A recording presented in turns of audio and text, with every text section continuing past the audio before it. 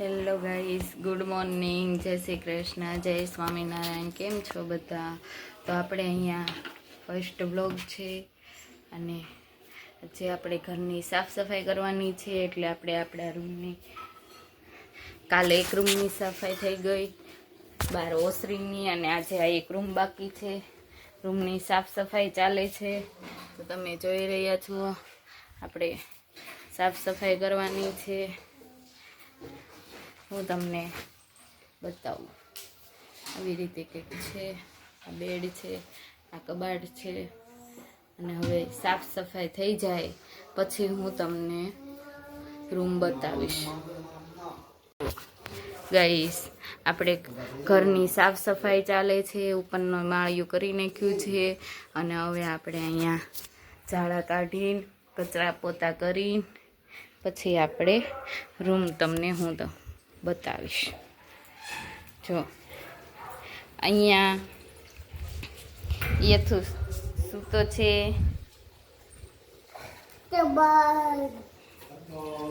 જો આ રૂમની સાફ સફાઈ કાલે કરી નાખી અમે, તમે જોઈ શકો છો.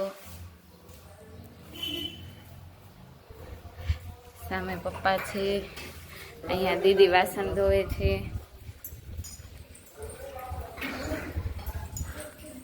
હાલો, હવે સાફ સફાઈ કરીને તમને કન્ટિન્યુ બ્લોગમાં બન્યા રહેજો. તમે બધા અહીંયા ફ્રીજ સફાઈ ચાલે છે અને આપણે ઘર સફાઈ અત્યારે હતી, એમાંથી હવે આ ફ્રીજ આવ્યું છે અને અહીંયા જો ફ્રીજને સાફ કરી નાખ્યું છે સરસ મજાનું. અને આ ભાઈ પાણીમાં રમે છે. હાલ બહાર નીકળ.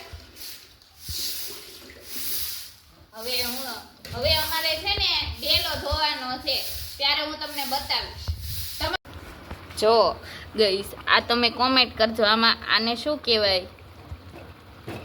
અત્યારે અમારે બપોરનું જમવાનું છે.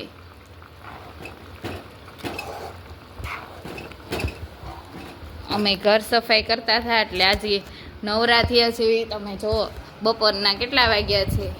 2 વાગી ગયા છે. હજી અમારે જમવાનું બાકી છે. જો અમે ઘર સફાઈ કરી, એમાં રૂમ, આ મારી બેડરૂમ છે. હજી ચાદર પાથરવાનો બાકી છે. એસી ચાલુ છે. અહીંયા યથુભાઈ સૂતા છે.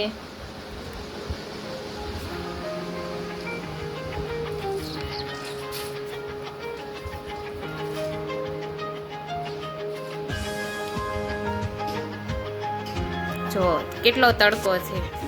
ત્યાં કપડાં સુકાય છે ફળિયામાં.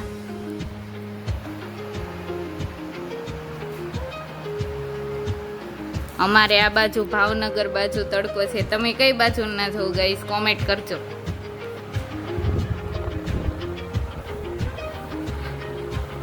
જો